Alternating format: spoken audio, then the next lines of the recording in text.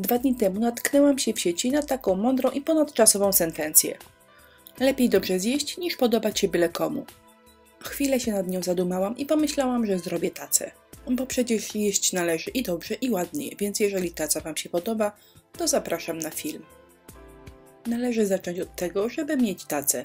Moja ma wymiar 30 na 40 cm, więc jest dość duża. Zaczynam od pomalowania tacy na biało. Farba akrylowa maluję 1 raz, nie musi być bardzo dokładnie. Papier ścierny 180 albo 240. Po wyschnięciu szlifuję tacę 1 raz. A teraz przydadzą się pędzle ze Szczeciny albo inne twarde tego rodzaju. Taca jest duża, więc ja wygrzebałam stary pędzel z budowlanego. Ta serwetka wcale nie jest szaro-różowa.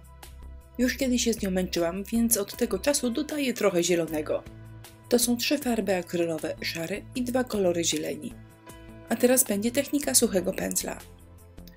Tacę maluję w ten sposób, aby na pędzlu mieć bardzo mało farby. W ten sposób nakładam wiele warstw różnego koloru. Zwróćcie uwagę na jedną rzecz. Pędzel zawsze staram się prowadzić dokładnie od prawej do lewej. Chyba nie ma pracy, w której bym czegoś nie zepsuła.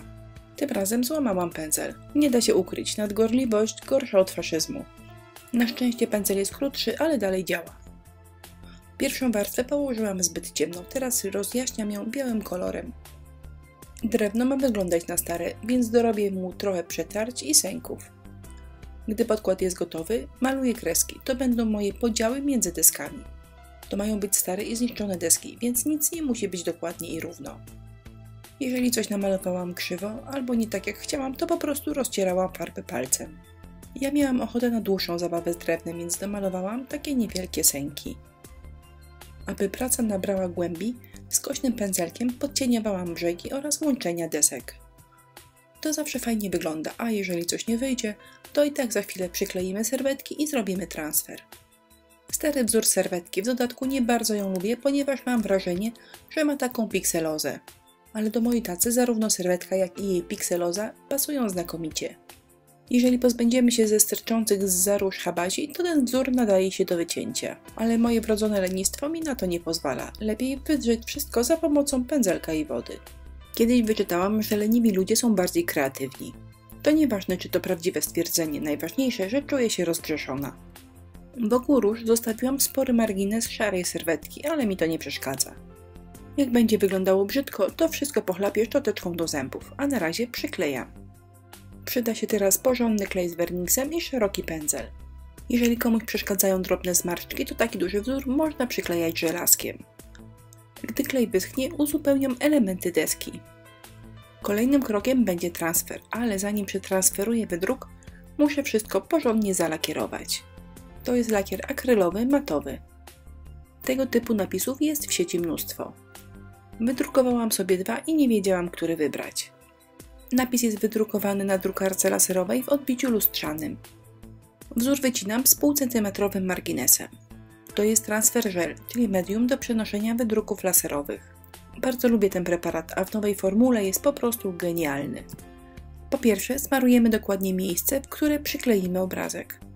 Teraz transfer żelem pokrywam obrazek. Nakładam trochę grubiej niż zrobiłabym to farbą akrylową. Dokładnie pokrywam brzegi i bardzo się staram, aby nie upaprać transfer żelem drugiej strony. A teraz szybciutko, dopóki mokra jest taca i papier, sklejam jedno z drugim. Jeszcze raz podkreślam, bardzo uważamy, aby nie pobrudzić białej strony obrazka.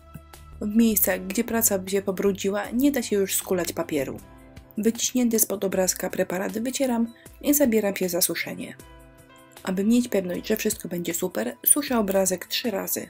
Suszę około 2 minut i idę zrobić kawkę. Po 10 minutach znowu suszę przez 2 minuty i daję pracę odpocząć. Po trzecim suszeniu mogę zacząć kulanie. Potrzebna będzie czysta woda oraz pędzelek gąbkowy bądź zwykły. Kartkę z transferem moczymy. Nie ma wątpliwości, kiedy jest już dobra do kulania, po prostu zmienia kolor. Zobaczcie, doskonale to widać. I teraz kulamy, czyli robimy peeling papieru. Nasza kartka się kulkuje i pod spodem widać bardzo ładny, czysty transfer. Ja ten napis na tacy kulałam 4 minuty. Powiedziałam Wam przed chwilą, że transfer żel jest obecnie w nowej formule. Obecnie producent poleca stosowanie suszarki, a nawet można transfer prasować.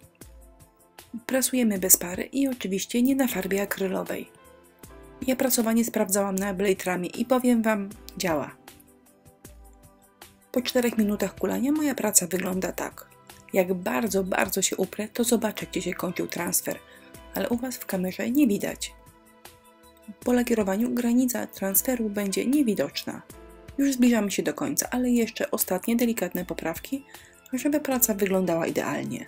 Tło mojej pracy jest kolorowe i między innymi dzięki temu granice mojego transferu są niewidoczne. Na jednokolorowej i gładkiej powierzchni to jest trudniejsze. Cudowna praca, jak coś nie wyjdzie, mogę porozcierać palcem. Takie prace lubię najbardziej. Ostatnie lakierowanie i mogę dodać nóżki. Nóżki nie są złe, ale przemaluję je, aby wyglądały lepiej. Moją pracę przemalowałam ostatecznie lakierem akrylowym. Ale jeżeli bezpośrednio na tacy chcecie stawiać gorące kubki, trzeba zastosować specjalny lakier, ponieważ do akrylu gorący kubek będzie się lepił. Nóżki pomalowałam na czarno-zielony kolor, a po wyschnięciu delikatnie pobieliłam pędzlem szczecinowym. Nóżki zapewne najlepiej jest przybić, ale ja przyklejam klejem na gorąco. I ostatecznie moja praca prezentuje się tak.